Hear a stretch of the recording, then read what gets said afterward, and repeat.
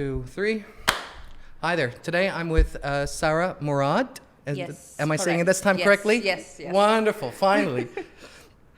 So first of all, you're a serial entrepreneur. You've started 2 businesses, if I'm correct. Yes, I have. Yes. Wonderful. And you're also a graduate from the University of Bahrain. No? No. Which university are you graduated then? I graduated from AMA International University here. in International Bahrain. University of Bahrain is what it says on LinkedIn, by the way. AMA International University. I promise you, Of check your Bahrain. LinkedIn profile because I just copied and pasted it this way. Because it also says you have a degree in the field of study, business administration, and management in yes, general. Yes. So how did you find the degree? I was like really young, so it was like the most standard university degree, especially in the Middle East. Okay. You get into business or banking or finance, Okay. That was the way to go back then. Okay. And that was the only option, and I was young. I didn't know. So you're saying you regret that you took the degree? Earlier years, I thought I regretted it, but Mm-hmm. the way things are turning out, I don't think so. I regret anything. Okay. So what kind of skills did you learn from that course? You're not sure. Did you even show up to class? That's the question. There we That's go. the question. There we go. You're too busy. I was too busy playing sports back then. Okay. So what's your sports that you like playing? Football. Football. Yes. American football? No. When you say football, it's football. So soccer. Yes. Oh, no, football. Okay. What is the situation here in Bahrain? Is it like mixed group or is it like mixed sex or is it like gender specific? Well, there are mixed groups. In football? In football, but it's very, very rare. I'd imagine it's very rare. competitive. It's actually really nice to have a mixed group. Okay. I play every week with a group of friends of mine. Okay. We try to get more girls to play in, Okay. but it's not that easy. Well, I'd imagine so. It's, Yeah, sometimes I hate to admit, but and when I book a pitch that has 14 people, sometimes I end up with just 4 girls or 3 girls, and the rest Okay. are guys. It's that difficult to get girls to play. Really? Yes, but Okay. I have played with full girls. You started your first job as a financial advisor for legal and general? Yes, they were in Bahrain. Okay. They were in partnership with a local bank, Okay. the United Bank. Okay. They were here. So Explain that to me. So you finished your course at university. yes, And then how did you end up there? by part-time. Okay. And then I came across the people, and once I graduated from university, that's when I went to hunt for a proper job, Okay. like full-time job. Okay. So that's when I came across this and other opportunities as well. What would you tell people who are currently in university and trying to get a good gig? Are you telling them, hey, you know what, you should go and as first year 1, you should focus on trying to get yourself some sort of side gig in order to get into the firm that they might be interested in, or how would they go about that? To not jump directly into anything. Okay, I mean, that's it's- really interesting. Yes, I mean, it is good that you will get a job, but sometimes what I've noticed is that once you get into a field, Sure. sometimes you get stuck to it. But you're saying it's difficult to leapfrog from financial sector to, let's say, office manager or No. operations or whatever. Career change. Oh, okay. So if you want to be, for example, I don't know, you're doing accountancy and suddenly you want to be a nurse. Yeah. That'll be very difficult. be And very of course, you'd have to have the degrees necessary Yes, to be a nurse. Yes. Oh, say for example, you want to become a hotelier. Okay. You want to apply. So say you worked so hard and you became like a supervisor or manager in a particular field, and because you think that you've learned so much and you want to become, say for example, a manager in a restaurant, you can't. Okay. You can't. So you're saying that a lot of people would have to hide that stuff on their CV in order to even consider to get into that job? Just not include it into their CV. I mean, you're not hiding it if you're not including Yeah, or just changing your words or something. it. Yeah. So there's a lot of things. Okay. And then you were also a sales supervisor. Yes. And at Leah Life? Okay. The same group just got promoted to being a sales supervisor. Okay. And so what does a sales supervisor do in the Middle East? Having a bunch of financial advisors under them. So my job as a sales supervisor to make sure that they all perform. Let me ask you this then. What would be the targets associated to that position? I'm sure you have every month targets to hit. Yeah. And so what kind of targets would that be? Would that be like getting X amount of people to sign up for accounts or X amount of transactions? What were you looking for? To sign up. For sign up. For sign-ups, yes. Okay. Yes. I mean, I can imagine it's pretty difficult in Bahrain considering that the population is so small. So you're very competitive trying to get that sign up, because it's not like there's another person coming in or whatever. You know, you're always competing in trying to take someone else's customer out from underlining. It's true. And how would you go about it? Would it just be marketing, cold calling, cold emailing? There's cold calling. There's Okay. just randomly talking to people and not talking about your product at all. Oh, okay. That's very interesting. Yeah. So you're trying to establish a rapport with the customer, and then Yes. you try to then sell them on whatever item. The or last whatever it thing is. you do is the selling part. Okay. That's the last thing, at least for me, that's Okay. the last thing I ever did. Okay. Because, you know, people want someone to listen. Okay. Okay, so when you listen, you know, you hear things. And when you hear, you automatically become heard. But every market is different, right? Yes, And there's yes. different acquisitions on that market, right? Yes. And so if I look at it from a perspective of the UK, there isn't a lot of rapport building, Yeah. especially on items like this, just because the market is so large. You're talking about like 80 million people, where you are just, hey, you know what? We can offer you this service, better or worse, blah, blah, blah. That's Thank it. you very much, Yes. and get going, right? And so they have a quota of how many phone calls they have to do, or emails, or responses, or whatever, That's true. per month, which I don't think is as applicable in the Middle East, because here, as you mentioned, is more about building like that rapport. Again, that building rapport was my Your specification. Was my specific method. Different people have different ways. Sure. So some people will do is research the whole market, Sure. find out what they're good at and what makes them different. Just focus on that. That's it. But my method was more of getting to know the person. So when did you know it was time to move on from this gig? I moved on from that after I got an opportunity to do something a little bit different. Because I felt like I was reaching to a point where it was getting Difficult. too repetitive for me. Okay. So I always like to learn something different. Okay. Like, okay, I know my products now. I want to learn something different. Okay. So then I got an opportunity to get into investments. The easiest way to directly get into a better position, into a more interesting field, is the network you have. Yes. And I find that a lot of people just don't really understand that concept, or maybe they're a little too worried that people won't like them, or they're worried about whatever. But I feel like that's time and time again that I see that what makes a person, you know, being stuck in that same position for 10 years, or somebody who's changing every 2 years, is how often they're actually out there.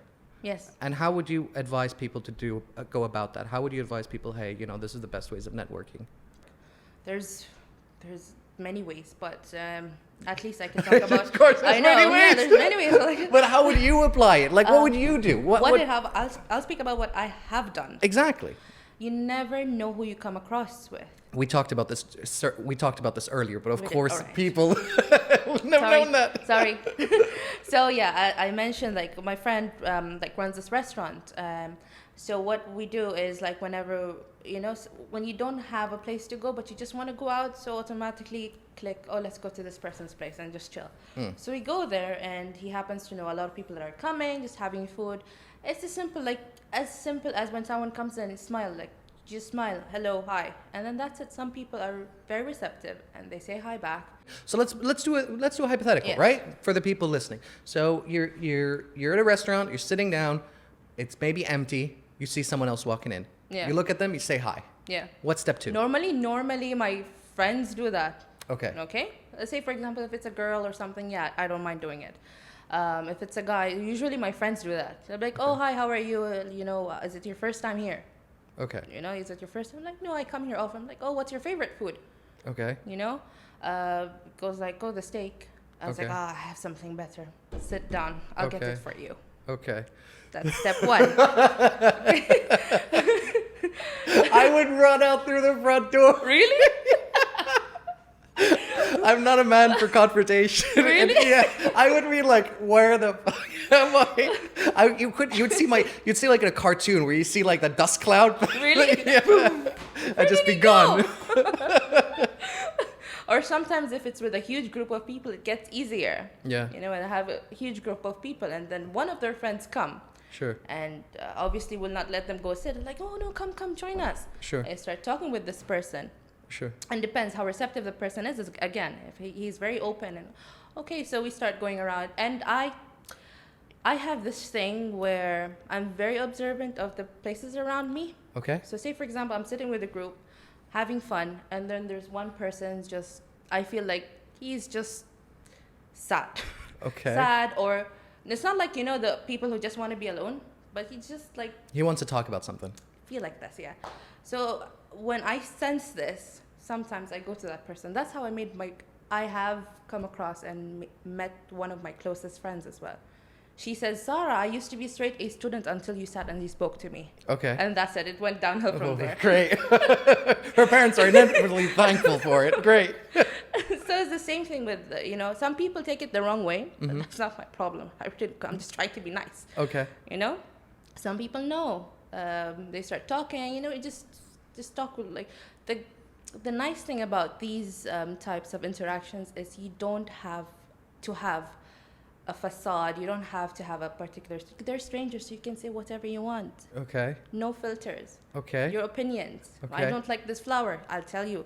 Okay. Because I don't know you. Okay. But if it's your friend, you might be a bit cautious. Sure. Maybe I'll hurt And then you're feelings or talking actually to something. the house owner and you're in a house party and then you're just You know insulting that dude's You house. know that happened to me? One of the restaurant owners came in front of me in the bank. I didn't know he was the restaurant owner of the restaurant that I actually liked. Luckily, I liked it.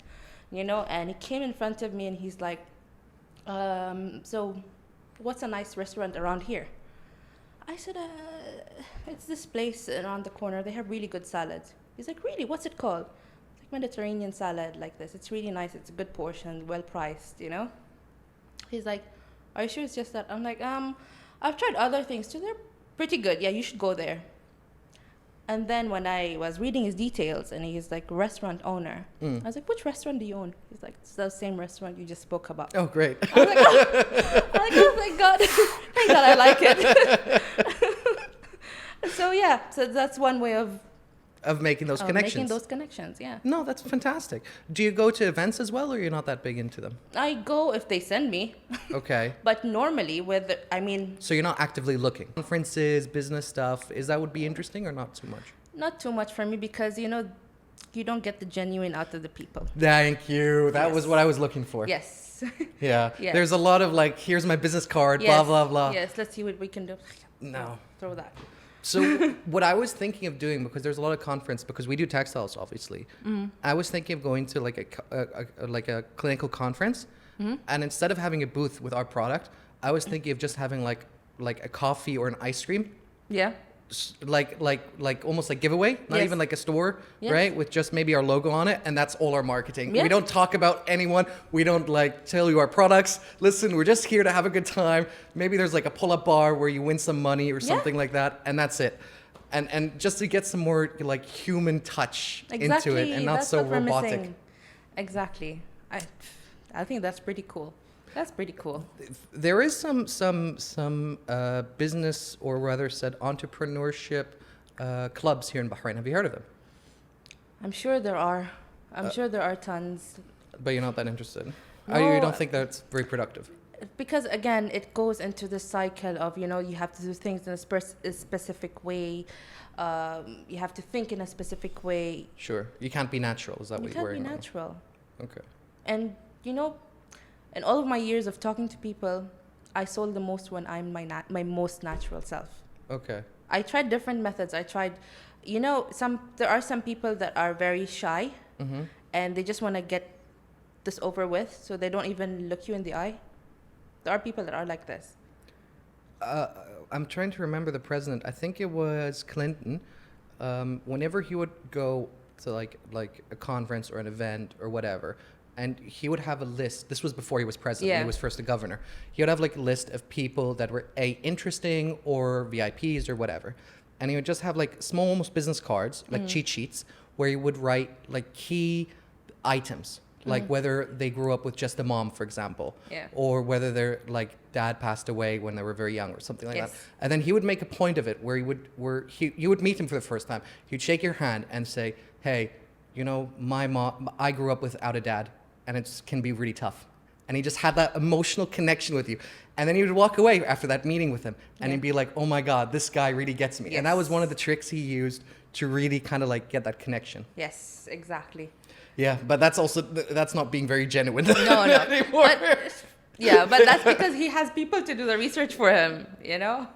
Well, it also depends on who you're talking to. And like if you're the CEO of, I don't know, like Amazon, Jeff Bezos, you'd expect people to like Yeah. know way more about you Yes, than exactly. like, I don't know, if you're an owner of like a small restaurant. Exactly. What about, what does a CEO do? Just to have like a rough view, two types. One, CEO is placed in already a big established organization. He comes and he's a CEO, and he just continues doing whatever. He picks it up from there. And there's another CEO where they start from scratch. You mean owner versus CEO? Yeah. Sure. Yeah. Because in my company, CEO would have a very very different definition. For us, it's the chief eating officer. Okay. Yes. And how did you graciously got that title? Ever since birth. Since birth? Since birth. Oh, great. Because my close friends or whoever is around me, they know that I am the grumpiest person in the morning without food.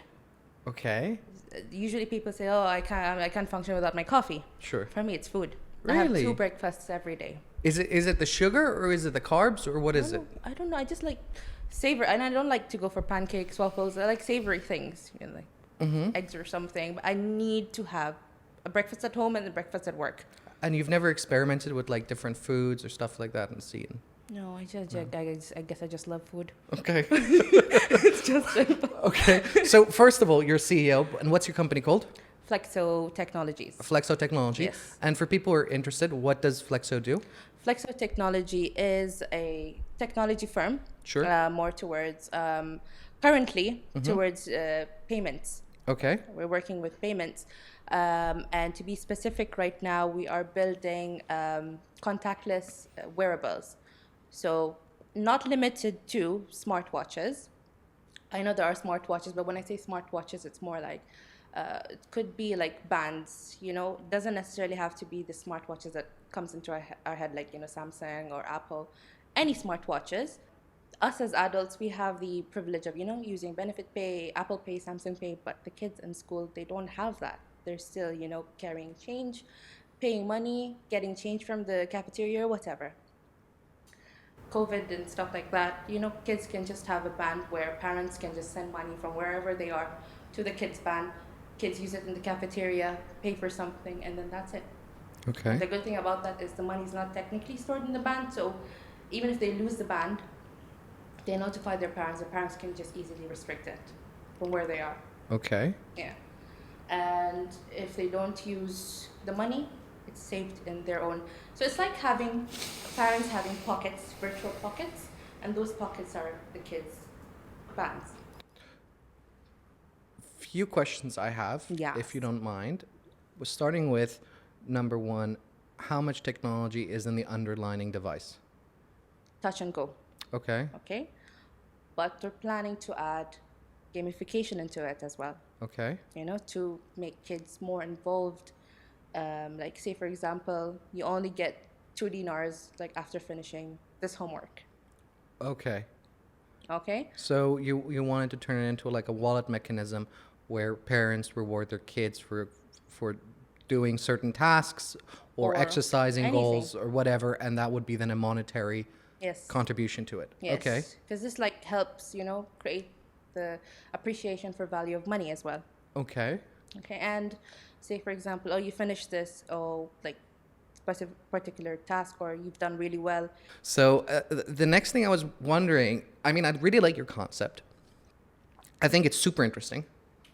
My personal opinion, I think this is maybe the wrong market to launch it in, simply because you have such small capacity.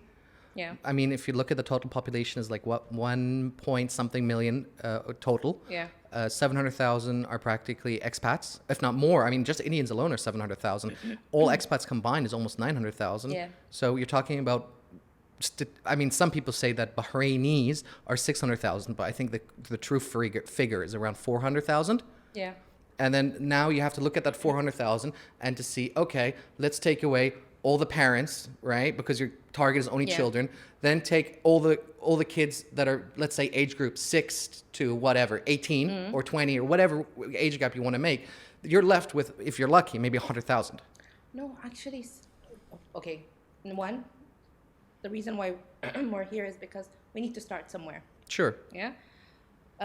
Two, we're not limited to Bahrain, Sure. but still we don't have that much big resource to just move. Three, Okay. we're not just focusing on just kids. That was the start of it, yes. Sure. But the parents will also have some involvement in this. And This is something I wanted to ask you a little earlier on, and was specifically about your technology. Why, in God's name, aren't you doing a cryptocurrency? in this market, I personally, I like cryptocurrency. Sure. But there's a lot of people are still skeptical. I always try something with my dad.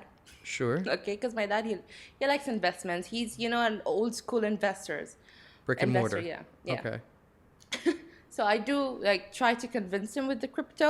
He's not getting convinced. Okay. I was like, he's my challenge. If I can convince him, I can convince the world. Okay. And I guess I'm just not yet there. Goldman Sachs have their own cryptocurrency.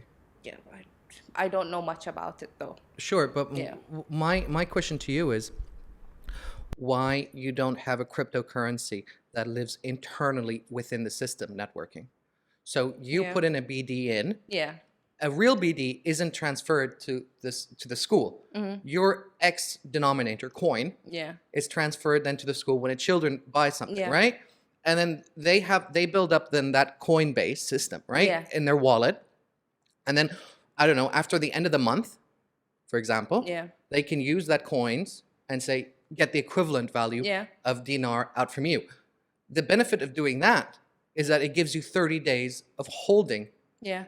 right? That's 30 days that you can use that capital to go and invest, Yeah. to go in and build allocations of assets, do Yeah. down payments, right? Yeah. So that's what I'm so interested in, because I think that is a really good matchup. And it's very easy to just get the schools to sign off, because Yeah. they don't know what is the front or back of these things. And they can say, hey, listen, you know what? We have an encrypted technology. You get a Coinbase every dinar spent. And then Yeah. after the end of the month, that coin gets transferred back to Yeah. it. And then that way you don't have to worry about cash being missing or whatever. Yeah. It's something similar, but obviously it's not crypto. Okay, it's something similar. We're trying to make it really simple for now as a start. Sure. So Because again, doing it that way, I'm promising you right now, like the way you explained to me your business and the way I've done my research on it, that would resolve so many of your issues, because you don't have to worry about ledgers. You don't have to worry about, well, you have to worry about ledgers of your own currency, but you don't have to worry about the accountancy of how the dinars are going in and out of accounts, because you can just have it as a deposit in your main account, and then the transaction is the crypto, your Coinbase.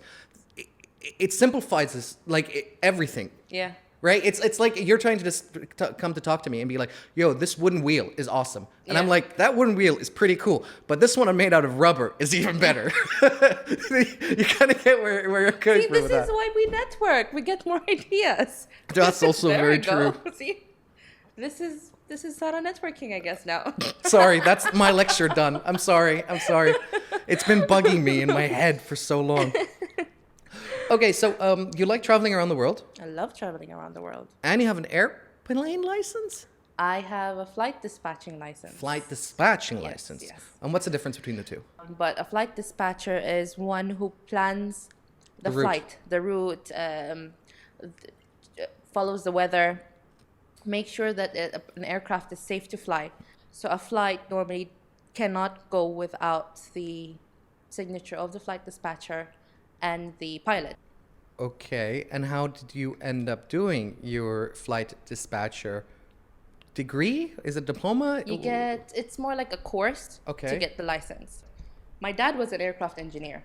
Oh, okay. That makes sense that you Yes. want to stick in the family, I guess. Yeah, but I didn't want to become an engineer though. Okay. Yeah, didn't want to become a pilot, and I didn't want to become a stewardess.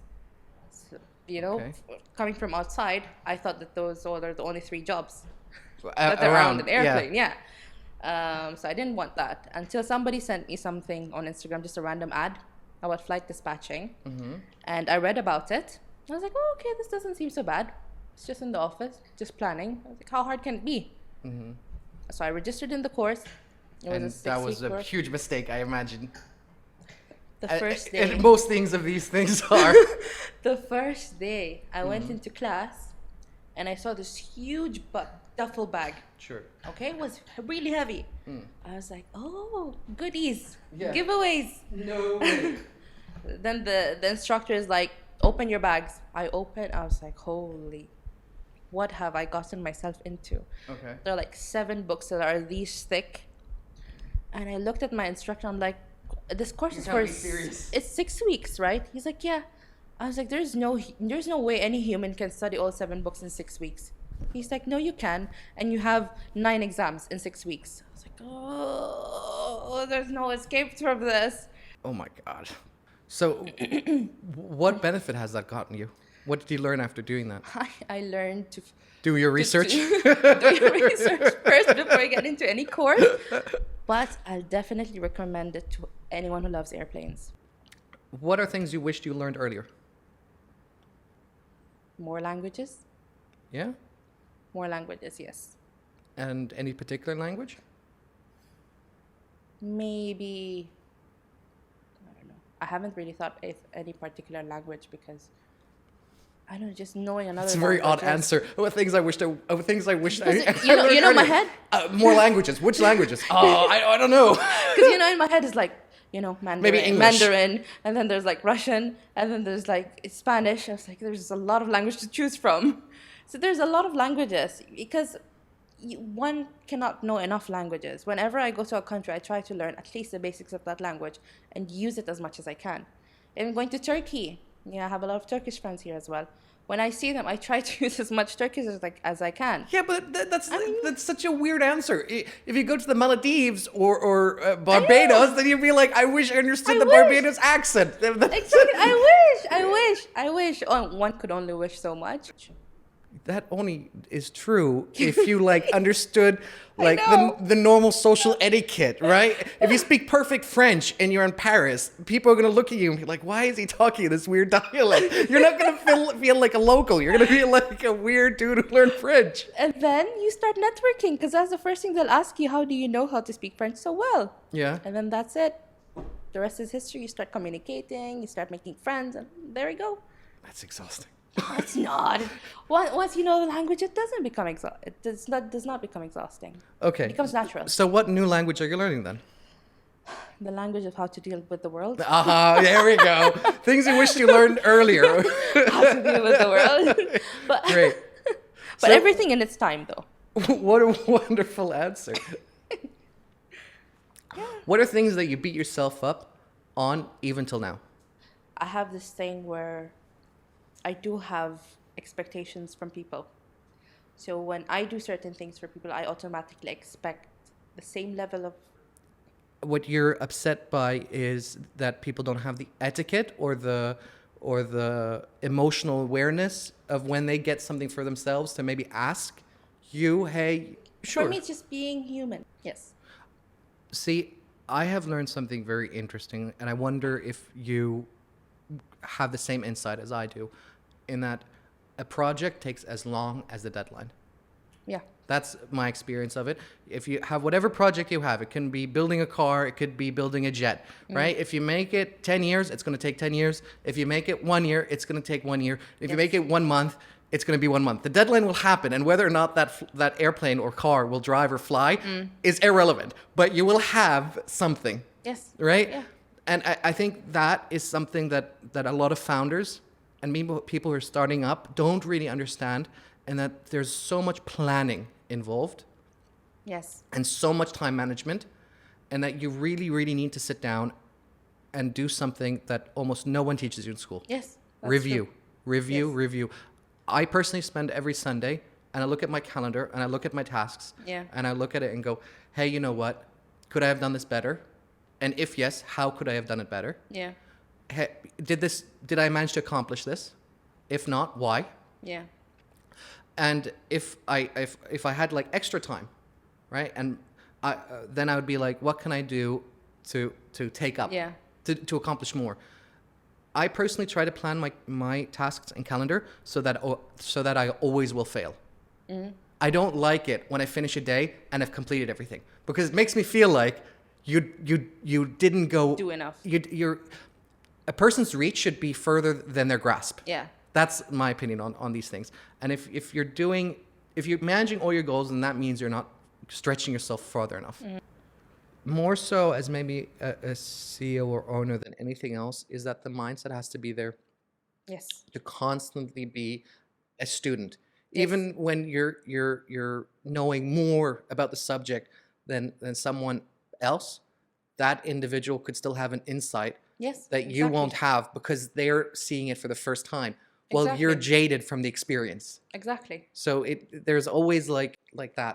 Any particular way people find you? Any particular way you want people to message you?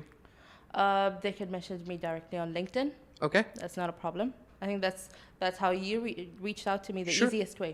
Sure. You know, and I don't bite. Okay. Perfect. And if I think that's really it. Yeah. Yeah.